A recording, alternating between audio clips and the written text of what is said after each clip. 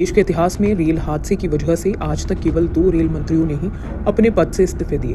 इनमें एक लाल बहादुर शास्त्री और दूसरे नीतीश कुमार थे। अगस्त 1956 में आंध्र प्रदेश के महबूब नगर में एक बड़ी रेल दुर्घटना हुई, जिसमें 112 लोगों की मौत हो गई थी। दुर्घटना की नैतिक जिम्मेदारी लेते हुए तत्कालीन रेल मंत्री लाल बहादुर शास्त्री ने अपना इस्तीफा प्रधानमंत्री जवाहरलाल नेहरू को सौंप दिया, लेकिन नेहरू ने शास्त्री को अपना इस्तीफा वापस लेने के लिए मना लिया।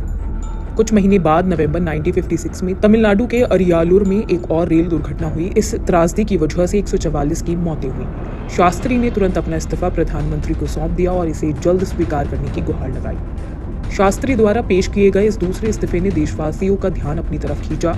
जब ये पता लगा कि प्रधानमंत्री नेहरू इस्तीफा स्वीकार करने के इच्छुक हैं, तो 30 सांसदों ने नेहरू से शास्त्री को नहीं जाने देने की अपील की।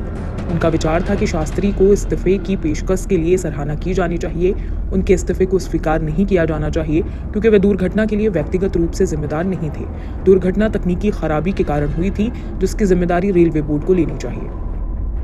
सांसद स्पष्ट थे कि दोष नौकरशाही को लेना चाहिए, न कि राजनीतिक कार्यपालिका को।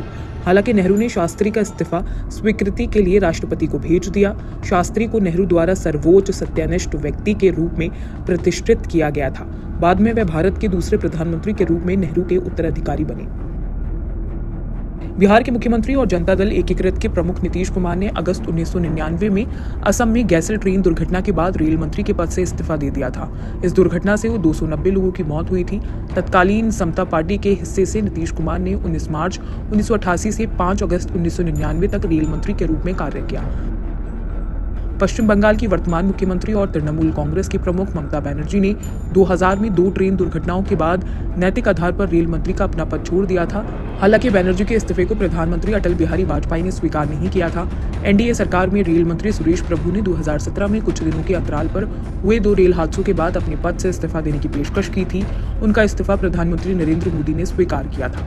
हालांकि इसके 1 महीने बाद सितंबर में मंत्रिमंडल का विस्तार हुआ और पीयूष गोयल नए रेल मंत्री बनाए गए। प्रभु के रेल मंत्री रहते 23 अगस्त 2017 को दिल्ली जाने वाली कैफियत एक्सप्रेस के 9 कोच उत्तर प्रदेश के औरैया के पास पटरी से उतर गए, जिससे 70 लोग घायल हो गए थे।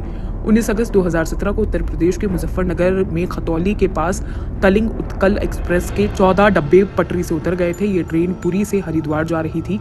इस घटना में 23 लोगों की मौत हो गई थी। फिलहाल इस खबर में सिर्फ इतना ही। बाकी और खबरें देखने के लिए जुड़े रहिए।